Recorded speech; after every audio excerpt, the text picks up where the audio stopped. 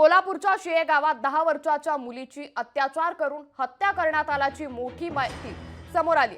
मुलगी काल दुपारपासून बेपत्ता होती। पोलिसांनी 2 संशयितांना आता ताब्यात घेतलंय।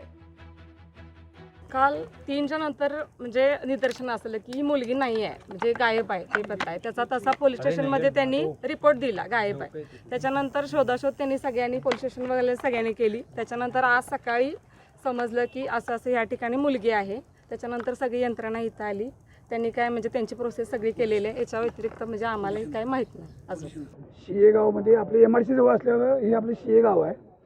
शियेगाव हे 5 ठिकाणी विभागलेलं आणि म्हणजे वेगवेगळ्या ठिकाणी परप्रांतीय म्हणा किंवा या MRCच्या कामाच्या निमित्तानं बाहेरचे लोक इथे येऊन भरपूर राहिलेले आहेत आणि ह्या अशा घटना वरचेवर घडत असतात। त्यामुळं आपलं शिये नाव हे बदनाम होते, परंतु ही जी घटना घडल्या लहान मुलीच्या बाबतीत ही दुर्दैव आहे। लोकशाही मराठी ऐका, पहा, जागरूक रहा।